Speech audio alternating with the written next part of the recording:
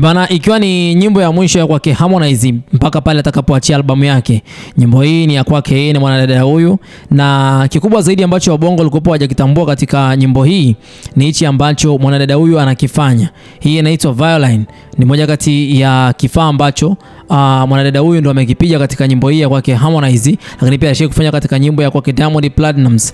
Nyimbo ile ilikuwa inaitwa Baila. Sasa basi nikataka basi nje niwaonyeshe nini ambacho alikuwa amekifanya kuanzia akiwa studio, ili basi tupate majibu ambayo ni sahihi, kwa sababu wengi wetu tulikuwa tunajiuliza mbona mwanadada huyu hapa haimbi, mbona afanye kitu fulani. Kwa hiyo wengi wetu tulikuwa hatujajua kabisa nini ambacho mwanadada huyu hapa ameparticipate wapi, yani ukubwa wake uko wapi, mbona kama ni kitu cha ajabu. Kwa hiyo bado wabongo wana zile dhana ambazo bado hawajajua kwamba nyimbo hii ameshirikishwa katika upande gani mwanadada huyu.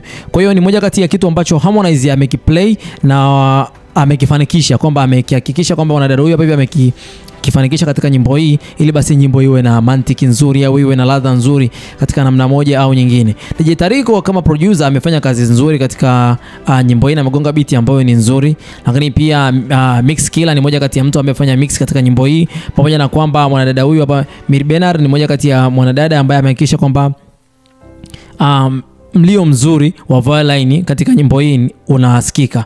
Kwa hiyo wabongo wengi wamekuwa wakijiuliza swali hilo, lakini pamoja na hayo yote mwanadada huyu ambaye amefanya ngoma na Harmonize amekuwa akiinsist kwamba angalau alimpata Harmonize akiwa anatabasamu katika video hii.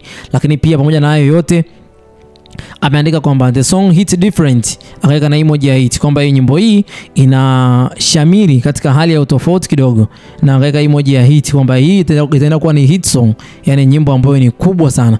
Japo wabongo bado hawajajua nini ambacho kinaendelea katika nyimbo hii, lakini naamini kwamba katika siku za usoni ndipo watakapokuja kugundua kwamba nyimbo hii ilikuwa ina maana gani na kwa nini Harmonize alikuwa ameiachia. Sitakuwa na ziada kwa muda huu. Hii ni Harmonize News, ni yale ambayo nimejaribu kuelezea, na kama kutakuwa kuna changamoto yoyote au comment yoyote, tunaonyesha hapo chini tujue kwamba ni nini ambacho unakiwaza katika mtazamo wako kwa katika nyimbo hii. Je, ni wabongo ndo hawajui nyimbo ni nzuri au ni mbaya, au ni lugha ndio inayowachanganya, au hawajajua nini ambacho mwanadada huyu hapa akifanya katika nyimbo hii? Kwa hiyo ni swala la kutambua, na ukishatambua basi unakuwa umeondoa ujinga. Bye bye for now.